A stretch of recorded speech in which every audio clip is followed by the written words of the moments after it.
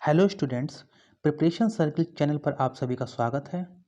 आज हम NCERT class 12th English का chapter 5 Indigo written by Louis Fischer को पढ़ेंगे और इसको लाइन बाय लाइन समझेंगे।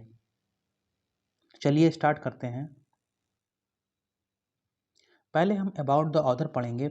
लुइस फिशर 1896 से 1970 was born in Philadelphia. He served as a volunteer in the British Army between 1918 से 1920. Fisher made a career as a journalist and wrote for the New York Times, the Saturday Review, and for European and Asian publications. He was also a member of the faculty at Princeton University. The following is an excerpt from his book, The Life of Mahatma Gandhi. The book has been reviewed as one of the best books ever written on Gandhi by Times Educational Supplement. तो अगर इसको हम थोड़ा सा समझें chapter को कि इसमें क्या बताया गया है, तो इसमें इंडिगो में लेखक ने चंपारण के गरीब किसानों के लिए गांधी जी के संघर्ष का वर्णन किया है, जिन्हें अपनी फसल को ब्रिटिश बागवानों के साथ साझा करना पड़ता था, मतलब किसानों को। इसने जो है किसानों के जीवन को दयनीय बना दिया, क्योंकि उन्हें एक समझौते के अनुसार इंडिगो उगाने के लिए मजबूर किया गया था। किसानों को मजबूर किया गया था इंडिगो उगाने के लिए अपने खेतों में। तो चलिए इसको स्टार्ट करते हैं। लुइस फिशर ने इसको लिखा है। When I first visited Gandhi in 1942 at his ashram in Sevagram in central India, he said, I will tell you how it happened that I decided to urge the departure of the British. It was in 1917. जब मध्य भारत में उनके आश्रम सेवाग्राम में मैं सन 1942 में गांधी जी से पहली बार मिलने गया, तो उन्होंने कहा, मैं तुम्हें बताऊंगा कि कैसे मैंने अंग्रेजों के प्रस्थान का आग्रह करने का निश्चय किया। ये सन 1917 की बात थी। He had gone to the December 1916 annual convention of the Indian National Congress Party in Lucknow. वे भारतीय राष्ट्रीय कांग्रेस पार्टी के दिसंबर 1916 में होने वाले वार्षिक सम्मेलन में लखनऊ गए थे। There were 2,301 delegates and many visitors. वहां पर 2,301 प्रतिनिधि और बहुत से दर्शक थे।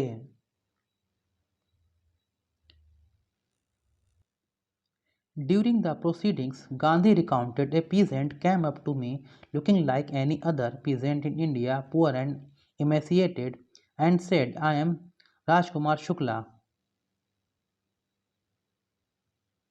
कार्रवाई के दौरान गांधी जी ने बताया, किसी भी भारतीय किसान की तरह गरीब और दुबला पतला दिखने वाला एक किसान मेरे पास आया और बोला, मैं राजकुमार शुक्ला हूं। I am from Champaran and I want you to come to my district. Gandhi had never heard of the place. मैं राजकुमार शुक्ला हूँ और मैं चंपारण से हूँ और मैं चाहता हूँ कि आप मेरे जिले में आएं। गांधी जी ने इस स्थान के बारे में कभी नहीं सुना था। It was in the foothills of the towering Himalayas near the kingdom of Nepal. ये ऊंचे हिमालय की तराई में नेपाल राज्य के समीप था, मतलब चंपारण जो जगह थी। Under an ancient arrangement, the Champaran peasants were sharecroppers. एक पुरानी व्यवस्था के अनुसार चंपारण के किसान बटाईदार थे। Rajkumar Shukla was one of them. Rajkumar Shukla उनमें से एक था। He was illiterate but resolute. वह अनपढ़ था लेकिन दृढ़ निश्चयी था। He had come to the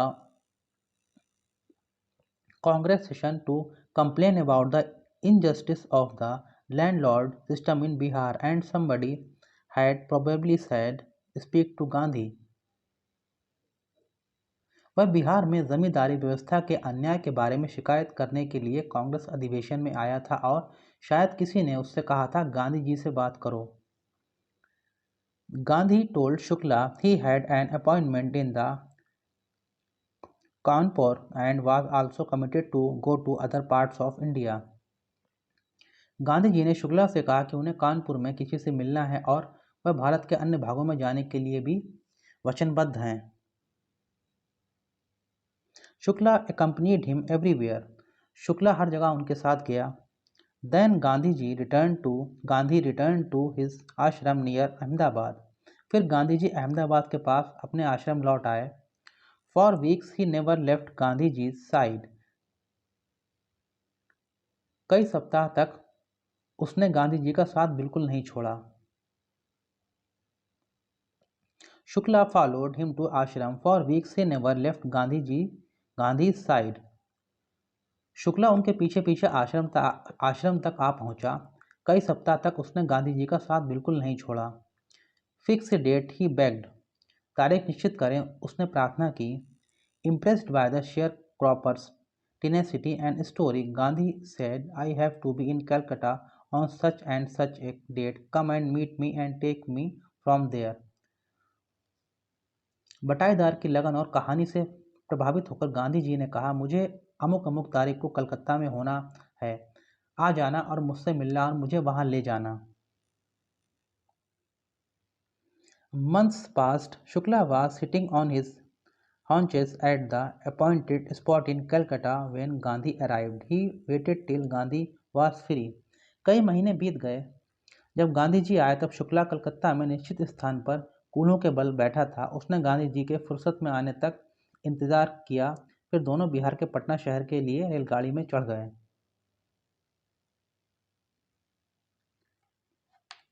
Then the two of them boarded a train for the city of Patna in Bihar.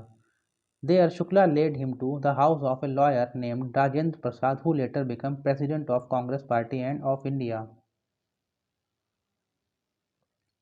उसने गांधी जी के फुर्सत में आने तक इंतजार किया। फिर दोनों बिहार के पटना शहर के लिए रेलगाड़ी में चढ़ गए। वहां शुक्ला उन्हें एक वकील के घर ले गया जिनका नाम राजेंद्र प्रसाद था, जो बाद में कांग्रेस पार्टी के अध्यक्ष और भारत के राष्ट्रपति बने। Rajendra Prasad was out of town, but the servants knew Shukla as a poor yeoman who pestered their master to help the indigo sharecroppers.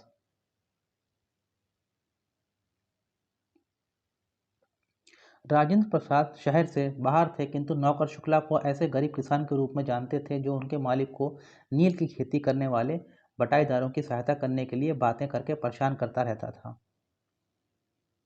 So they let him stay on the grounds with his companion Gandhi, whom they took to be another peasant.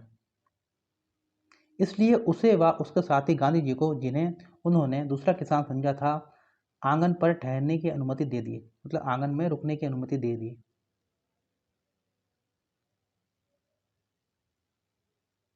But Gandhi was not permitted to draw water from the well, lest some drops from his bucket pollute the entire source. How did they know that he was not an untouchable?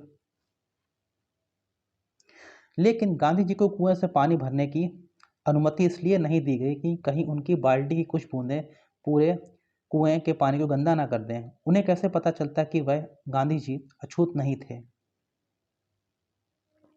Gandhi decided to go first to Muzaffarpur, which was en route to Champaran, to obtain more complete information about conditions than Shukla was capable of imparting.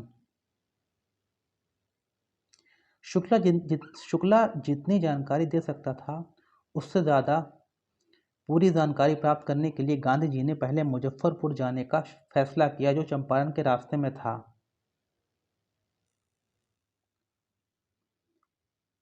He accordingly sent a telegram to Professor J.B. Kripalani of the Arts College in Muzaffarpur, whom he had seen at Tagore's Shantiniketan school. अतः उन्होंने मुजफ्फरपुर के arts college के professor JB. Kripalani को एक तार मतलब Telegram भेज दिया, जिनसे वे टैगोर के शांति निकेतन में मिल चुके थे।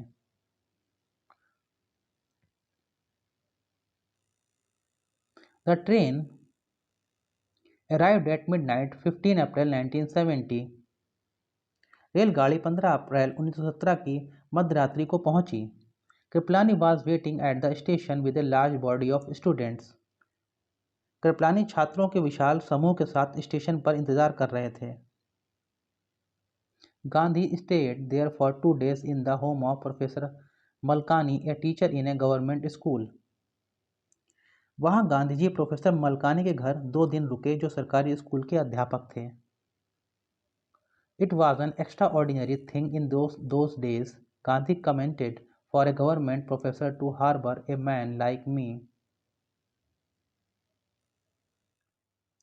गांधी जी ने टिप्पणी की, कमेंट किया, उन दिनों एक सरकारी प्रोफेसर द्वारा मेरे जैसे व्यक्ति को अपने यहाँ ठहराना एक बड़ी असाधारण बात थी।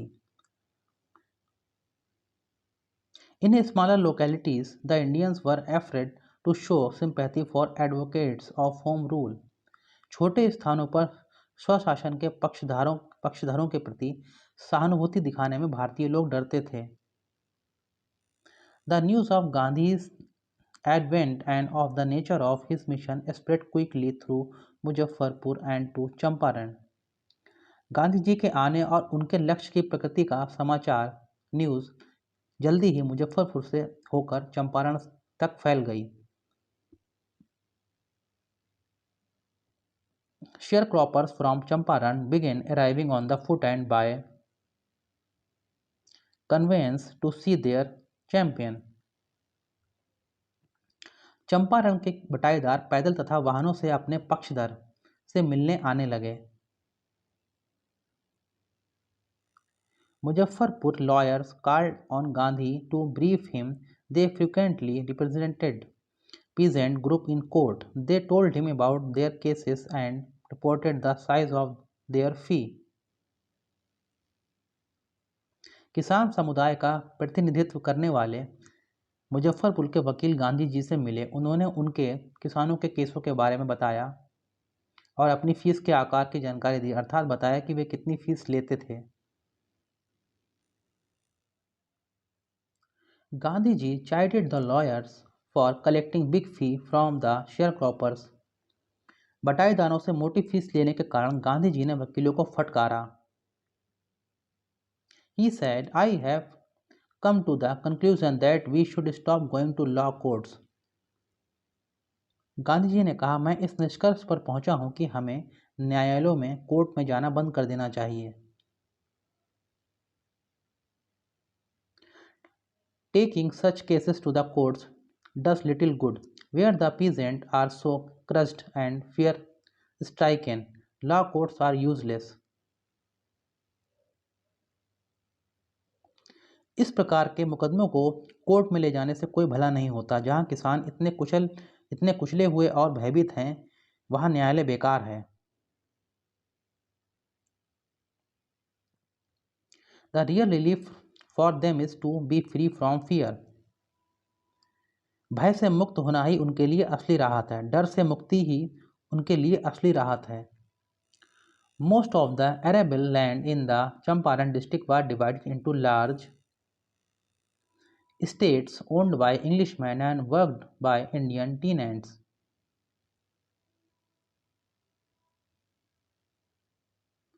चंपारण जिले की ज्यादातर कृषि योग्य भूमि बड़ी बड़ी जागीरों में बटी थी, जिनके मालिक अंग्रेज थे और जिस पर भारतीय काश्तकार काम करते थे। The chief commercial crop was indigo. The landlords compelled all tenants to plant 3/20 or 15% of their holding with indigo and surrendered the entire indigo harvest as rent. This was done by the long-term contract. मुख्य व्यावसायिक फसल नील थी, Indigo. जागीरदार सभी काश्तकारों को पूरी जमीन के 3/20 भाग या 15% पर इंडिगो बोने के लिए और इंडिगो की पूरी फसल को किराए के रूप में देने के लिए मजबूर करते थे। यह दीर्घकालीन समझौते के अंतर्गत किया गया था। मतलब ये एक समझौते के अंतर्गत किया गया था। किसानों को अपनी जमीन के 15% भाग पर नील की खेती, इंडिगो की खेती करनी ही होगी। Presently, the landlords learned that Germany had developed synthetic indigo. अब जागीरदारों को पता चला कि जर्मनी ने संश्लेषित इंडिगो विकसित किया है। They thereupon obtained agreements from the sharecroppers to pay them compensation for being released from the 15% arrangement. जब जागीरदारों को पता चला कि जर्मनी ने संश्लेषित इंडिगो विकसित किया जाता है, इस पर उन्होंने 15% की व्यवस्था से मुक्त होने के लिए काश्तकारों से क्षतिपूर्ति प्राप्त करने के लिए समझौता करवा लिया। The sharecropping arrangement was irksome to the peasants and many signed willingly. साझा फसलों का समझौता किसानों के लिए परेशानी भरा था। अब बहुतों ने अपनी मर्जी से हस्ताक्षर साइन कर दिए। Those who resisted engaged lawyers, the landlords hired thugs. जिन्होंने विरोध किया उन्होंने वकील कर लिए, जागीरदारों ने ठगों को किराए पर रख लिया। Meanwhile, the information about synthetic indigo reached the illiterate peasants who had signed and they wanted their money back.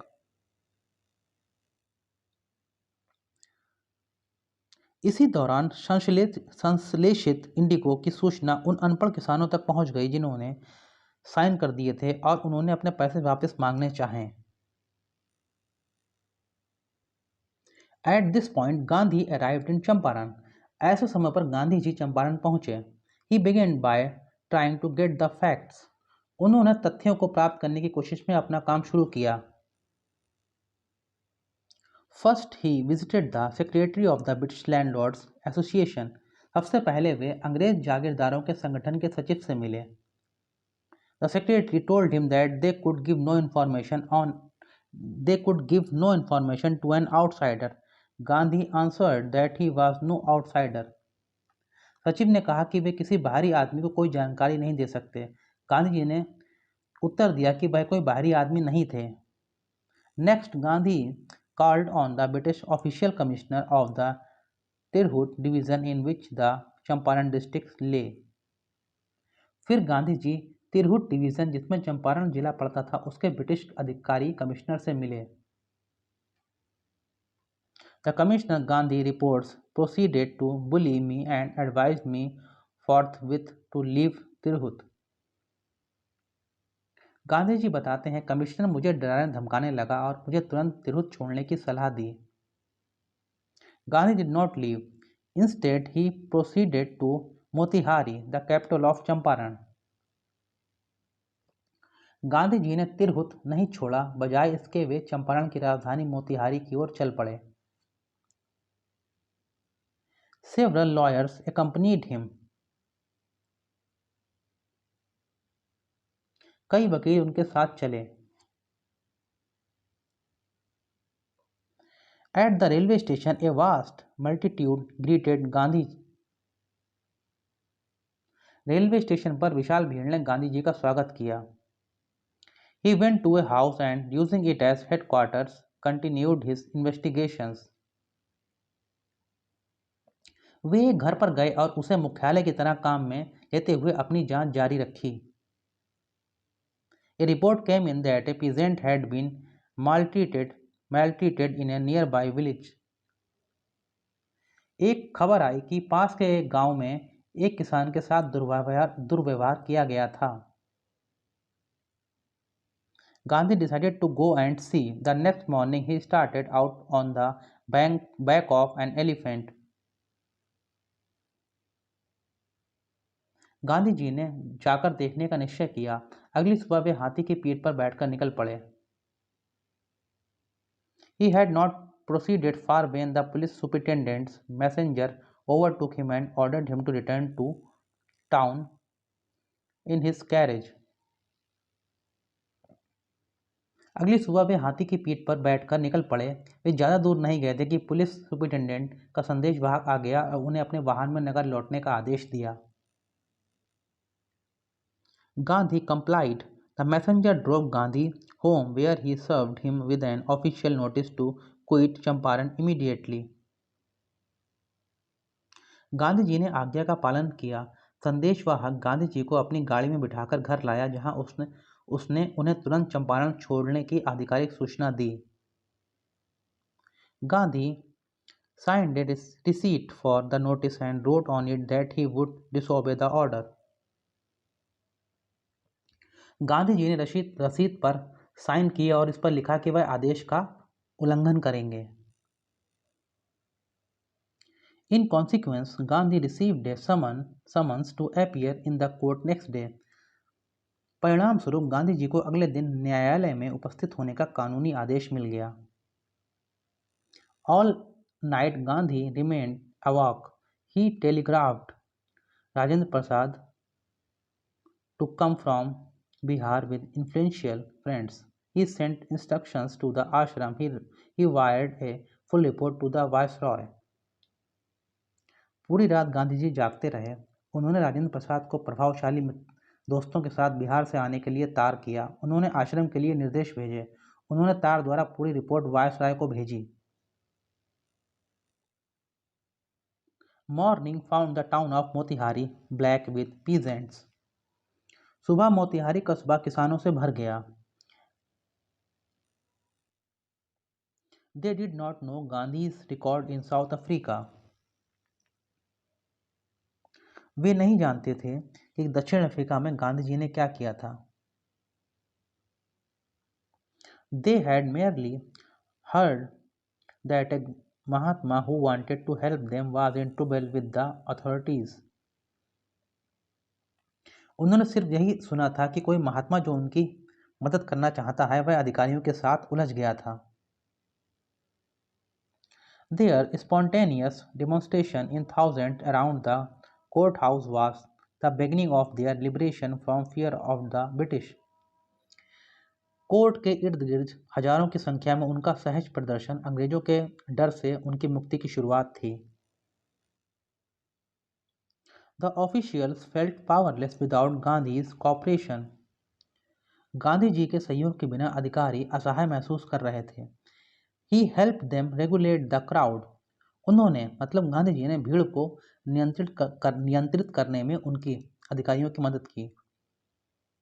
He was polite and friendly. He was giving them concrete proof that their might, hitherto dreaded and unquestioned, could be challenged by Indians. वे विनम्र और मिलनसार थे। वे उनको अर्थात अधिकारियों को इस बात का ठोस प्रमाण दे रहे थे कि अब तक डराने वाली और विरोध विहीन उनकी शक्ति को भारतीयों द्वारा चुनौती दी जा सकती थी। The government was baffled. Their prosecutor requested the judge to postpone the trial. Apparently, the authorities wished to consult their superiors. सरकार चकरा गई। पक्षकार के वकील ने मतलब सरकारी वकील ने जज से सुनवाई टालने का आग्रह किया। स्पष्ट था अधिकारीगण अपने उच्चाधिकारियों से विचार विमर्श करना चाहते थे। Gandhi protested against the delay. Gandhi ji ने इस देरी का विरोध किया। He read a statement pleading guilty. उन्होंने अपराध स्वीकार करते हुए एक कथन पढ़ा। He was involved. He told the court in a conflicts of duties on the one hand not to set a bad example as a lawbreaker, on the other hand, to render the humanitarian and national service for which he had come. उन्होंने न्यायालय में बताया कि वे कर्तव्य के विरोधाभास में फंसे थे। एक तरह कानून तोड़ने वाले के रूप में एक बुरा उदाहरण पेश नहीं करना चाहते, दूसरी तरफ मानवीय और राष्ट्रीय सेवा करना चाहते थे जिसके लिए वे आए थे।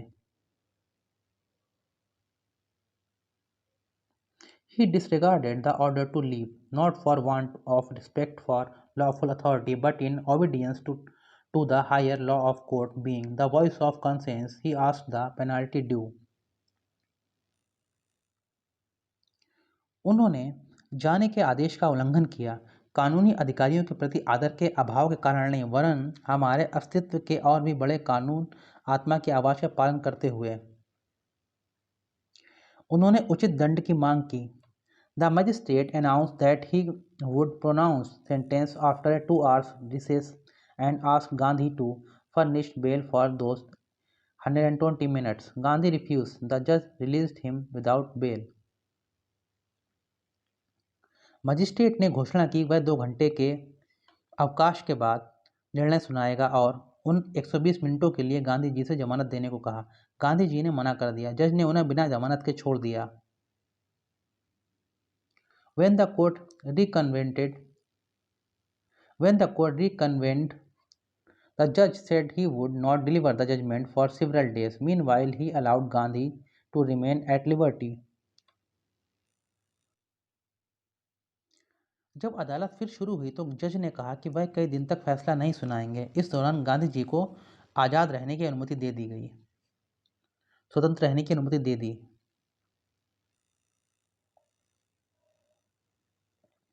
Rajendra Prasad, bridge Kishore Babu, Maulana Mazharul Haque and several other prominent lawyers had arrived from Bihar. Rajendra Prasad, Braj किशोर बाबू, मौलाना मजहरूल हक तथा अन्य कई प्रसिद्ध वकील बिहार से आ चुके थे।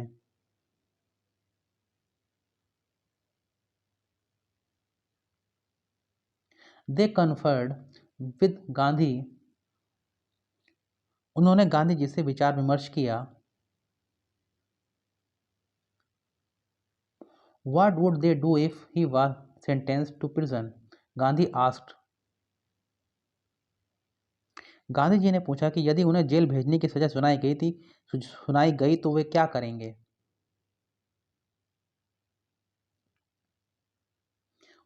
Why, the senior lawyer replied, they had come to advise and help him.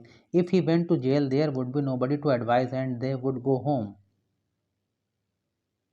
आश्चर्यचकित कर सीनियर वकील ने उत्तर दिया, वे उन्हें सलाह देने और सहायता करने आए थे। यदि गांधी जी जेल चले गए तो सलाह लेने के लिए कोई नहीं होगा और वे घर चले जाएंगे। What about the injustice to the sharecroppers? Gandhi demanded. Gandhi ji ने पूछा, बटाईदारों के साथ होने वाले अन्याय का क्या होगा।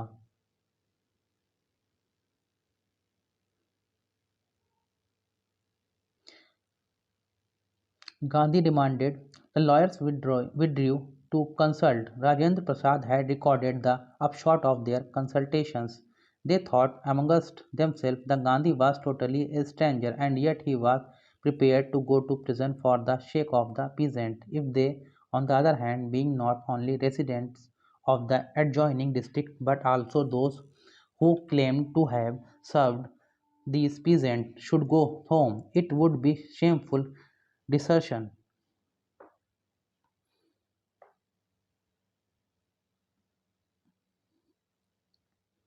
वकील विचार विमर्श करने के लिए पीछे हट गए। राजेंद्र प्रसाद ने उनके विचार विमर्श का परिणाम लिख लिया। उन्होंने आपस में सोचा, गांधी जी एकदम बाहरी व्यक्ति थे तो भी वे किसानों के लिए जेल जाने को तैयार थे। दूसरी ओर वे लोग जो न केवल आसपास के जिलों के निवासी थे, वरन जो ऐसा दावा भी करते थे उन्होंने किसानों की सेवा की थी। यदि वे किसानों के इस तरह छोड़कर चले जाएंगे तो ये शर्मनाक धोखा होगा। They accordingly went back to Gandhi and told him they were ready to follow him into jail. तदनुसार ही वे गांधी जी के पास वापस आए और उन्हें बताया कि वे उनके पीछे पीछे जेल जाने को तैयार थे। The battle of Champaran is won, he exclaimed. Then he took a piece of paper and divided the group into pairs and put down the order in which each pair was to court arrest. उन्होंने विस्मय के साथ कहा, चंपारण की लड़ाई जीत ली गई है। फिर उन्होंने कागज का एक टुकड़ा लिया और वकीलों के समूह को दो दो जोड़ों में बांट विभक्त किया और कागज पर लिखकर क्रम तय कर दिया कि जिस क्रम से उन्हें गिरफ्तारी देनी थी। Several days later, Gandhi received a written communication from the magistrate informing him that the lieutenant governor of the province had ordered the case to be dropped. कई दिन बाद गांधी जी को यह जानकारी देते हुए मजिस्ट्रेट का संदेश मिला कि राज्य के लेफ्टिनेंट गवर्नर ने केस समाप्त करने का आदेश दिया था। आधुनिक भारत में पहली बार सविनय अवज्ञा की जीत हुई थी। Civil disobedience had triumphed the first time in modern India.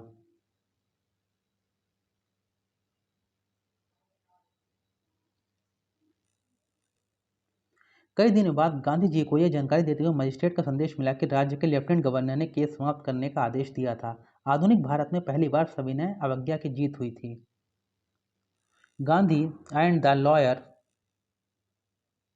Gandhi and the lawyers now proceeded to conduct a far-flung inquiry into the grievances of the farmers. Gandhi ji और वकीलों ने किसानों की शिकायतों की व्यापक स्तर पर जांच का कार्य प्रारंभ किया। Depositions by about 10,000 peasants were written down and notes made on other evidence. लगभग 10,000 किसानों के बयान लिखे गए और अन्य साक्ष्यों के आधार पर टिप्पणियां लिखी गईं। Documents were collected. The whole area throbbed with the activity of the investigators and the vehement protest of the landlords. दस्तावेज जुटाए गए तथा पूरा क्षेत्र जांचकर्ताओं की गतिविधियों तथा जमींदारों के उग्र प्रतिवाद से कंपित हो गया। In June, Gandhi was summoned to Sir Edward Gate, the Lieutenant Governor. जून में गांधी जी को lieutenant governor sir Edward Gait के पास बुलाया गया।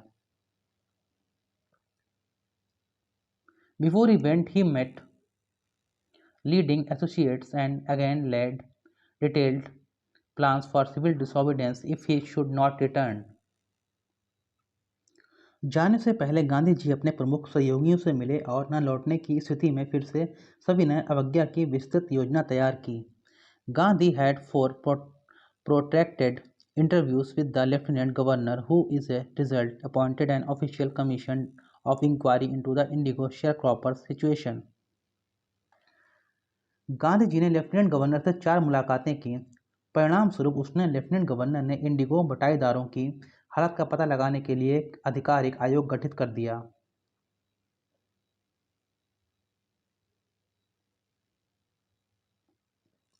The commission consisted of landlords, government officials, and Gandhi as the sole representative of the peasants. आयोग में जमींदार, सरकारी अधिकारी और किसानों के एकमात्र प्रतिनिधि स्वयं गांधी जी शामिल थे।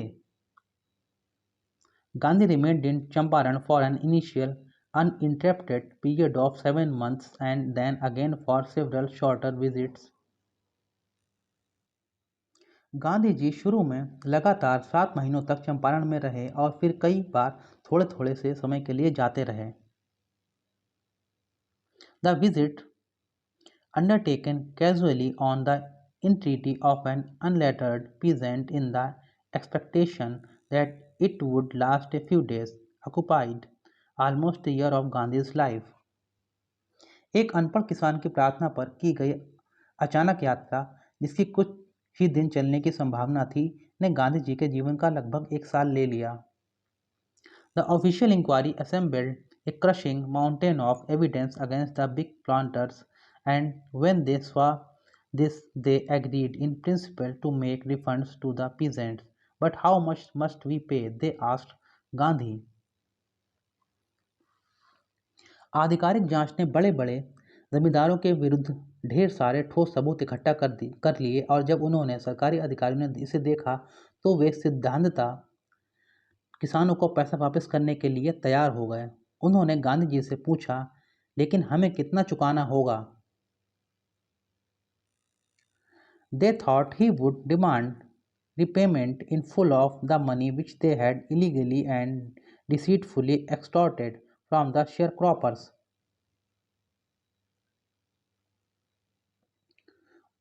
सरकारी अधिकारियों ने सोचा कि गांधी जी पूरा पैसा वापस मांगेंगे जो उन्होंने गैर कानूनी रूप से और धोखे से बटाईदारों से ऐंठा था।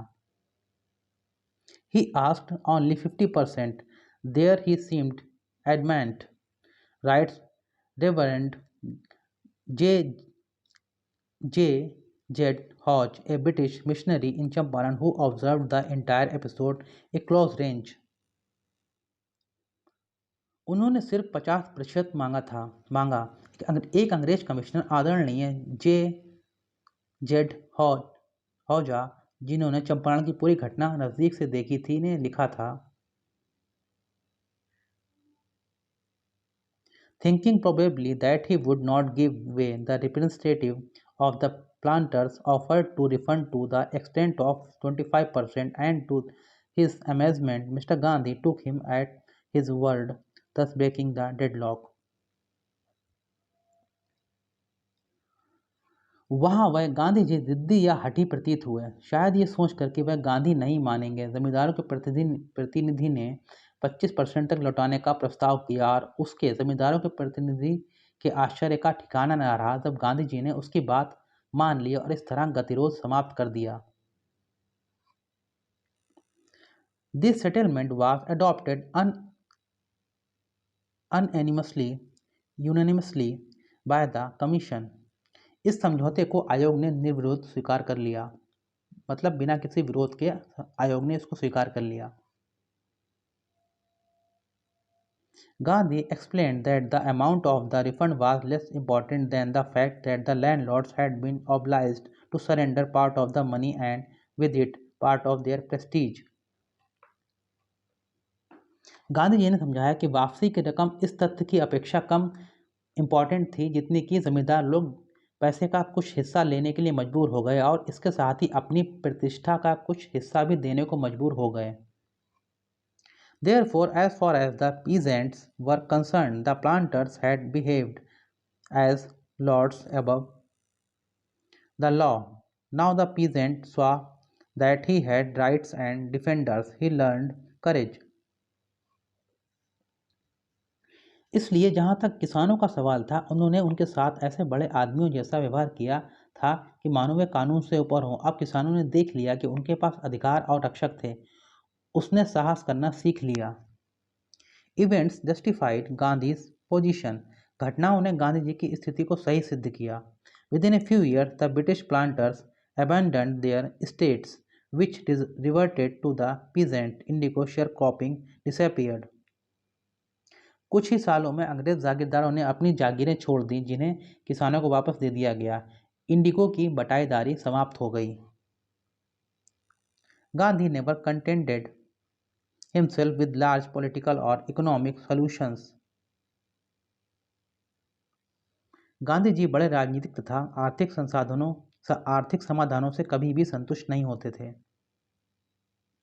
He saw the cultural and social backwardness in the Champaran villages and wanted to do something about it immediately। उन्होंने चंपारण के गांवों में संस्कृति तथा सामाजिक पिछड़ापन देखा और वह इस बारे में जल्दी ही कुछ करना चाहते थे।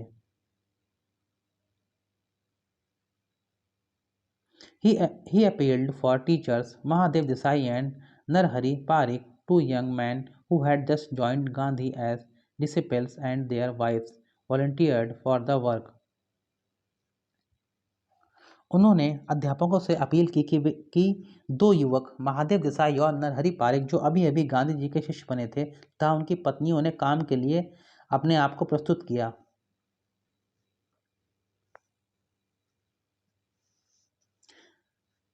volunteered for the work। Several more came from Bombay, Pune and other distant part of the land। Devadas, Gandhi's youngest son, arrived from the ashram and so did Mrs. Gandhi। Mumbai, Pune तथा अन्य दूरवर्ती भागों से कई लोग आ गए। गांधी का सबसे छोटा पुत्र देवदास आश्रम से आ गया और श्रीमती गांधी उनकी पत्नी भी आ गईं। Primary schools were open in 6 villages। Kasturbai taught the ashram rules on personal cleanliness and community sanitation। 6 गांवों में प्राइमरी स्कूल खोले गए। कस्तूरबा वैयक्तिक स्वच्छता तथा सामुदायिक स्वच्छता पर आश्रम के नियम सिखाती थीं। Health conditions were miserable. स्वास्थ्य के हालात दयनीय थे। Gandhi got a doctor to volunteer his services for 6 months। Gandhi ji ने 6 महीने स्वेच्छा से सेवा करने के लिए एक डॉक्टर तैयार कर लिया। 3 medicines were available, castor oil, quinine and sulphur ointment. अरंडी का तेल। 3 दवाएं उपलब्ध थीं, अरंडी का तेल, कुनैन और गंधक का मलहम। Anybody who showed a coated tongue and was given a dose of castor oil। Anybody with malaria fever received quinine plus castor oil। Anybody with skin eruptions received ointment plus castor oil। जिस किसी की जीभ पर मैल जमा होता था उसे अरंडी का तेल दिया जाता था। मलेरिया बुखार वालों को कुनैन तथा अरंडी का तेल दिया जाता था। फोड़ा फुंसी वाले को गंधक का मलहम और अरंडी का तेल दिया जाता था। Gandhi noticed the filthy state of women's clothes. Gandhi ji ने महिलाओं के कपड़ों की गंदी हालत देखी। He asked Kasturbai to talk to them about it. उन्होंने कस्तूरबा से उनसे इस विषय में बात करने को कहा। One woman took Kasturba into her hut and said, "Look, there is no box or cupboard here for clothes. The sari I am wearing is the only one I have." एक औरत कस्तूरबा को अपनी झोपड़ी में ले गई और कहा, देखो, यहाँ कपड़ों के लिए कोई अलमारी या संदूक नहीं है। जो साड़ी मैंने पहन रखी है, यही एकमात्र साड़ी मेरे पास है। During his long stay in Champaran, Gandhi kept a long distance watch on the ashram. Champaran में अपने लंबे ठहराव के दौरान गांधी जी अपने आश्रम पर दूर से निगाह रख रहे थे। He sent regular instructions by mail and asked for financial accounts. डाक द्वारा निर्देश भेजते तथा धन का लेखा जोखा मांगते रहते थे। Once he wrote to the residents that it was time to fill in the old latrine trenches and dig new ones, otherwise the old one would begin to smell bad. एक बार उन्होंने अपने आश्रम के निवासियों को लिखा कि समय आ गया है कि शौचालयों के पुराने गड्ढे भर दिए जाएं तथा नए गड्ढे खोदे जाएं, अन्यथा पुराने गड्ढों में से बदबू आने लगेगी। The Champaran episode was a turning point in Gandhi's life. Champaran की घटना गांधी जी के जीवन में एक महत्वपूर्ण मोड़ थी। What I did, he explained, was a very ordinary thing. I declared that the British could not order me about in my own country. उन्होंने स्पष्ट किया, मैंने बहुत साधारण काम किया था। मैंने घोषणा की कि अंग्रेज मेरे अपने देश में मुझे आदेश नहीं दे सकते। But Champaran did not begin as an act of defiance.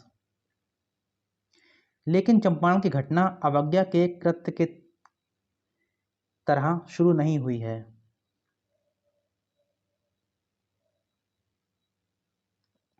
It grew out of an attempt to alleviate the distress of large numbers of poor peasants.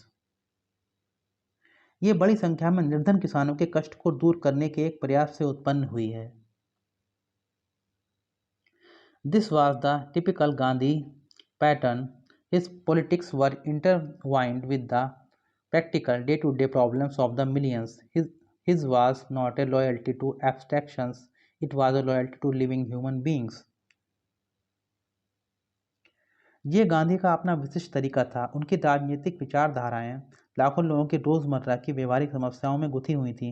उनकी वफादारी काल्पनिक चीजों में नहीं थी, ये वफादारी जीते जागते मनुष्य के प्रति थी।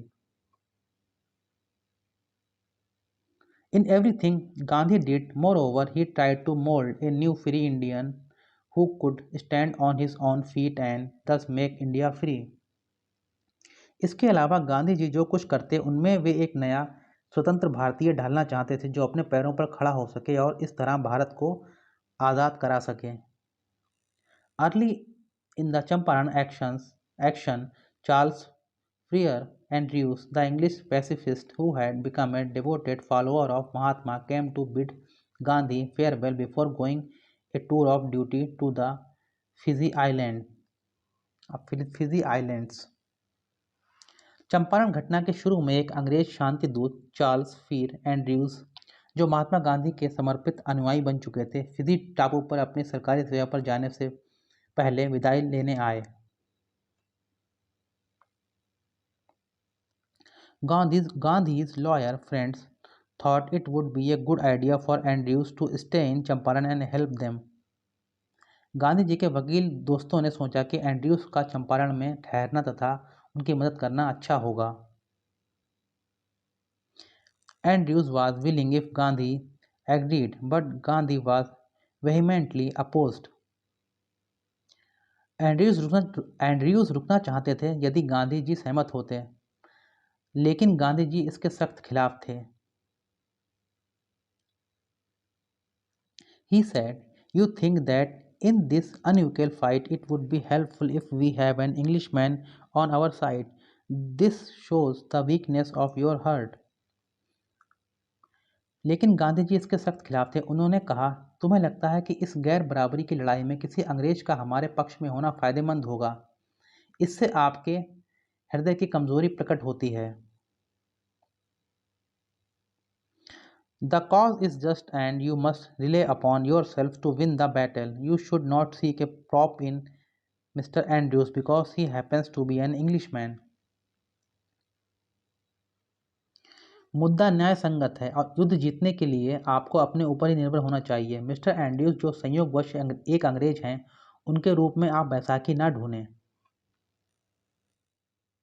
He had read our minds correctly, Rajendra Prasad comments, and we had no reply. Gandhi, in this way, taught us a lesson in self-reliance. Rajendra Prasad कहते हैं, उन्होंने हमारे मन की बात ठीक ठीक जान ली थी और हमारे पास कोई उत्तर नहीं था।